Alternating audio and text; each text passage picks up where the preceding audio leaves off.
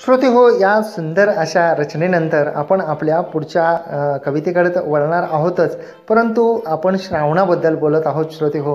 कारण श्रावण महिना हा जसा आपल्यासाठी सर्वांसाठीच पशुपक्षींसाठी महत्त्वाचा असतो, तसंच या महिन्यामध्ये आपल्याला माहीत आहे का की जेव्हा श्रावणामध्ये पावसाच्या सरी पडत असतात, ऊन पावसाचा खेळ चालू असतो, मन अगदी हरवून जातं आणि अवचित कधीतरी सप्तरंगी इंद्रधनूंचे मंगल तोरण जे आहे ते आकाशाला बांधले जाते आणि आकाशाला एक वेगळीच अशी शोभा येते श्रोते हो.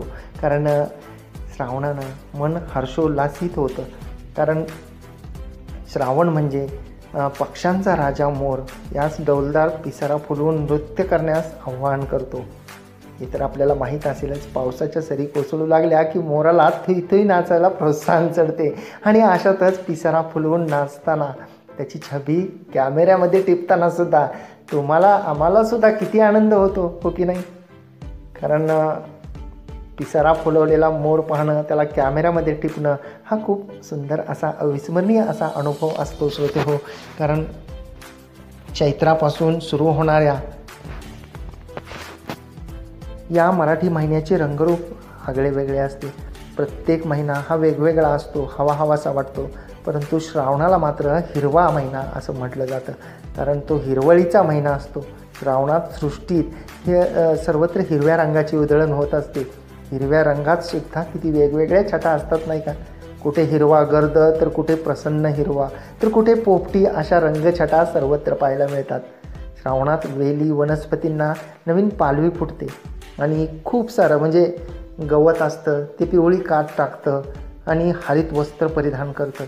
मन मोहून टाकणारा असा हा जो आहे तो सारा श्रावण महिना असतो, हे आपल्याला माहीतच आहे श्रोते हो.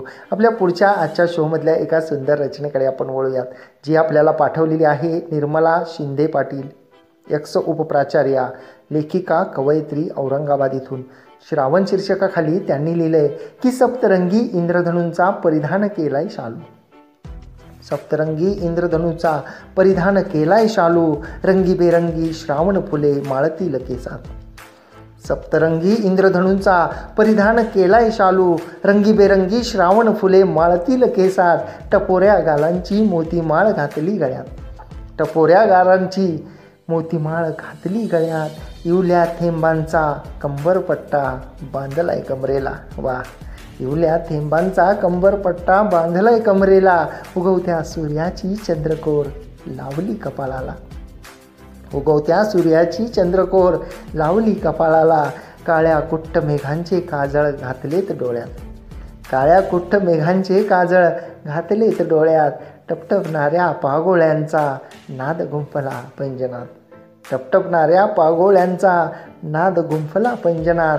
तुझ्यासाठी श्रावण बनून आले नकशिकांत. तुझ्यासाठी श्रावण बनून आले नकशिकांत. वा, अतिशय सुंदर अशी म्हणजे कल्पना रंगवून अतिशय सुंदर असे जे भाव आहेत ते या कवितेमध्ये मांडलेले आहेत श्रोते हो. की इवल्या थेंबांचा कंबरपट्टा बांधलाय कमरेला.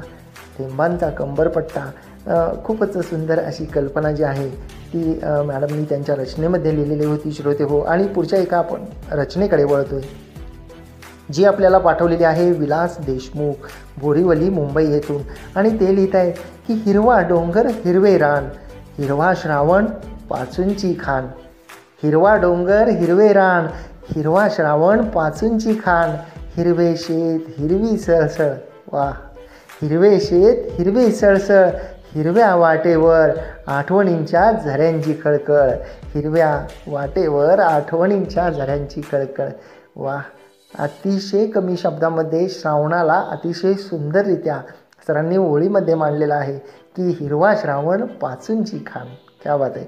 आणि आजच्या ह्या सुंदर रचनेनंतर पुढच्या सुद्धा एका सुंदर रचनेकडे आपण वळतोय श्रोते हो, जी आपल्याला पाठवलेली आहे सौरंजना पोलके, HB स्टेट नागपूर येथून. आणि मॅडम लिहित आहेत की श्रावण सरी गेल्या बरसून झाले अंगण ओले चिंब. श्रावण सरी गेल्या बरसून झाले अंगण ओले चिंब. फुले फुलली अनेक संग संग दरवळतोय मोगरा गुलाब जाई निशिगंध. फुले फुलली अनेक संग संग दरवळतोय मोगरा गुलाब जाई निशिगंध. भरून वाहतोय हा मिश्रित सुगंध. भरून वाहतोय हा मिश्रित सुगंध, नभी विलसले इंद्रधनुषी रंग, नभी विलसले इंद्रधनुषी रंग. वा, खूपच सुंदर अशी रचना होती श्रोते हो, की फुले फुलली अनेक संग संग, दरवळतोय मोगरा गुलाब जाई निशिगंध. म्हणजे श्रावण किती कुणाला किती सारं भरभरून देतो नाही का.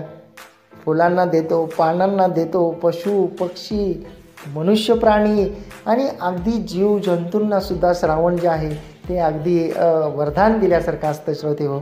आणि आजच्या या शोमधल्या पुढच्या रचनेकडे आपण वळूयात, जी आपल्याला पाठवलेली आहे सौ अनघा आशिष गुप्ते पनवेल येथून लिहित आहेत की बरसता श्रावण सरी ऋतू झाला हिरवा, बरसता श्रावण सरी ऋतू झाला हिरवा, रंगीबेरंगी फुलांचा मांडव हा सजला. बरसता श्रावण सरी ऋतू झाला हिरवा, रंगीबेरंगी फुलांचा मांडव हा सजला. ओली वसुंधरा ही ल्याली हिरवी शाल, खळखळत्या ओहळांनी समृद्ध झाले रान.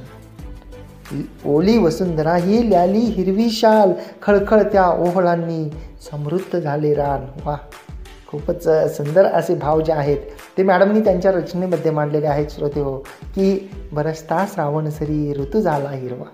आणि खरंच या हिरव्या ऋतूबद्दल आपण बोलत आहोत श्रोते हो. आणि श्रावणाबद्दल बोलायचं म्हटलं तर खूप सारं बोलता येतं, भरभरून असं लिहिता येतं.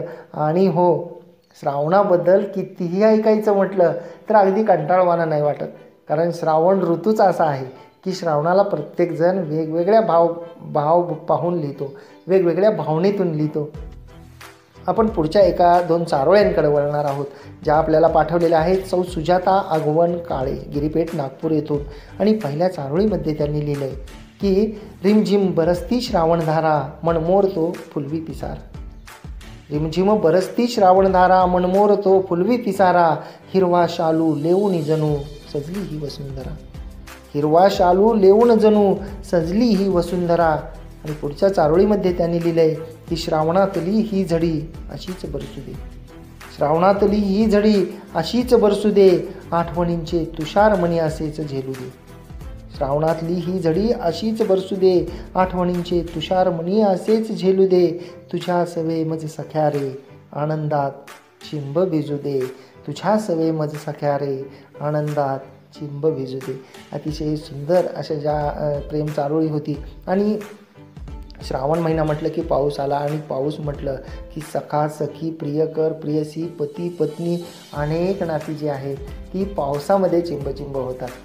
आणि पावसामध्ये भिजण्याचा, एकत्र फिरण्याचा खूप मोठा अवर्णनीय असा आनंद असतो श्रोते हो. ते क्षण अगदीच गुलाबी क्षण असतात. आणि त्या श्रावणातल्या गुलाबी क्षणांबद्दलसुद्धा बऱ्याच जणांनी लिहिलेलं आहे की श्रावणामध्ये जेव्हा ओल्या सरी पडत असतात तेव्हा जे आपला प्रियकर प्रियसी सखा सखी असते त्याच्यासोबत जेव्हा आपण पावसामध्ये भिजतो, आपण त्या पावसामध्ये भिजण्याचा आनंद घेत असतो, तर त्या गोष्टी ज्या आहेत त्या गोष्टींना खरं शब्दात वर्णन करणं अशक्य आहे. इतके ते सुंदर आणि आनंदी असे क्षण असतात श्रोते हो. पुढची जी एक रचना आहे ती आपल्याला पाठवलेली आहे सौ शैलजा झाडे नागपूर येथून लिहित आहेत श्रावण नर्तन या शीर्षकाखाली.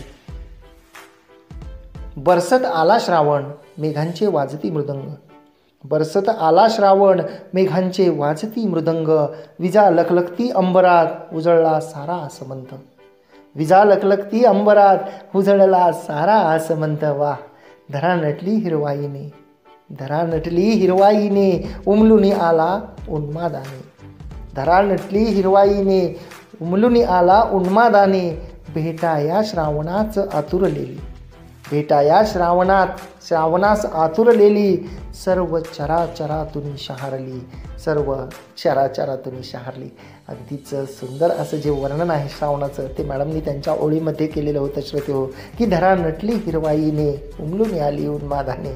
सुंदर असे भाव होते. आणि पुढच्या एका चारोळीकडे आपण वळूयात श्रोते हो, जी आपल्याला पाठवलेली आहे ऋत्विक महेश म्हात्रे पेन रायगड येथून सर लिहित आहेत की श्रावणात फुलतात फुले आनंदाची, श्रावणात फुलतात फुले आनंदाची, तोरणमाळ गुंफतो हा, तोरणमाळ गुंफतो हा, सणवार व्रतवैकल्याची, सणवार व्रतवैकल्याची. वा, पहिल्या दोन आणि शेवटच्या दोन ओळीमध्ये सरांनी वेगवेगळे भाव मांडलेले आहेत. पहिल्या ओळीमध्ये श्रावणांनी आनंदाची फुलं मनामध्ये फुलतात असे भाव मांडलेले आहेत. तर दुसऱ्या ओळीमध्ये जेव्हा तोरणमाळ गुंफतो तेव्हा सणवार आणि व्रत वैकल्य जे आहे त्याची तोरणमाळ श्रावण गुंफतो असे भाव मांडलेले आहेत. या सुंदर अशा रचनेनंतर श्रोते हो पुढच्या एका सुंदर रचनेकडे वळूयात. आणि जी आपल्याला पाठवलेली आहे डॉक्टर तुषार झाडे नागपूर येथून लिहित आहेत. सरांनी त्यांच्या श्रावणसृष्टी या शीर्षकाखालील सुंदर रचनेमध्ये लिहिले आहे की श्रावण असे सृष्टीला मोहविणारा, श्रावण असे सृष्टीला मोहविणारा, हळुवार मोरपिसाने कांती फुलवणारा, हळुवार मोरपिसाने कांती फुलविणारा, कोमेजल्या मनाला तरारणारा, निसर्गाला हिरवा कंच करणारा. वा, कोमेजलेल्या मनाला तरारणारा, निसर्गाला हिरवा कंच करणारा. सर पुढाच लिहित आहेत की मेघ परिसर भारून जातो, मेघ परिसर भारून जातो, पाऊस पर्जन्य क्रियाशील होतो, मेघ परिसर भारून जातो, पाऊस पर्जन्य क्रियाशील होतो, हिरव्यागार तृणगर्दीने, हिरव्यागार तृणगर्दीने आल्हाद अधिकच बहरत येतो, हिरव्यागार तृणगर्दीने आल्हाद अधिकच बहरत येतो. आणि खरं आहे की हिरवेगार तृण एवढे गर्दी करतात श्रावणामध्ये की अगदी आतुर असतात ते धरित्रीपासून ते डोकावायला, बाहेर सृष्टी पाहायला. तर सुंदर असे भाव जे आहेत ते सरांनी त्यांच्या रचनेमध्ये मांडलेले होते श्रोते हो. आणि पुढच्या एका सुंदर रचनेकडे आपण वळूयात जी आपल्याला पाठवलेली आहे सीमा भंडारे बावधन पुणे येथून. आणि मॅडमनी त्यांच्या रचनेमध्ये लिहिलं आहे की श्रावण आला, श्रावण आला, सजला आसमंत सजला, श्रावण आला, श्रावण आला, सजला आसमंत सजला, वसुधा ल्यायली हिरवा शालू, वसुधा ल्यायली हिरवा शालू, झाडावर बांधला झुला, वसुधा ल्यायली हिरवा शालू, झाडावर बांधला झुला, कोकिळगाई मोरणाचे, कोकिळगाई मोरणाचे, ऊन पावसाचा खेळ चाले, कोकिळगाई मोरणाचे, ऊन पावसाचा खेळ चाले, सप्तरंगी कमान नभावरी, सप्तरंगी कमान नभावरी, रंगारंगांची उधळण फुले, रंगारंगांची उधळण फुले. वा, खूपच सुंदर असं जे वर्णन आहे श्रावणाचं ते मॅडमनी त्यांच्या ओळीमध्ये केलेलं होतं की कोकिळगाई मोरणाचे, ऊन पावसाचा खेळ चाले. आणि पुढची सुद्धा एक सुंदर जी रचना आहे श्रोते हो जी आपल्याला पाठवलेली आहे महेश सुमती विजय शिरोडकर शिरगाव देवगड सिंधुदुर्ग येथून.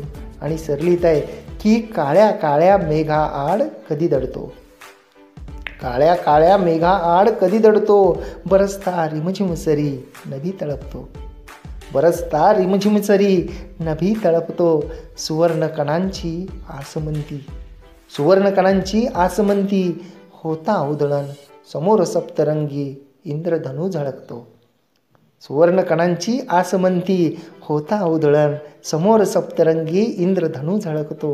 सर पुढाच लिहित आहेत की हिरवेगार गालीचे आणि, हिरवेगार गालीचे आणि विविध रंगी पुष्पनक्षी, हिरवेगार गालीचे आणि विविध रंगी पुष्पनक्षी, मोगरा जाई जुई दरवळे निशिगंध गुलबक्षी.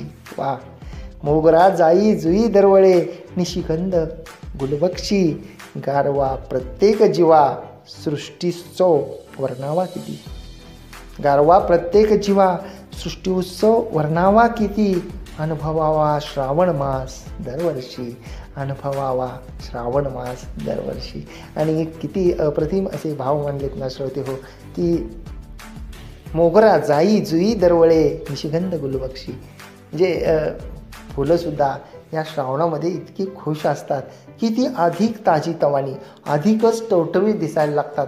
वेली, पाने, फुले अगदी रिफ्रेश, ज्याला आपण आपल्या आजच्या इंटरनेटच्या जगामध्ये रिफ्रेश करणं म्हणतो तसं अगदी रिफ्रेश झालेले असतात. पावसाचे थेंब जेव्हा त्यांच्यावर पडतात तेव्हा ते अगदी खुललेले असतात.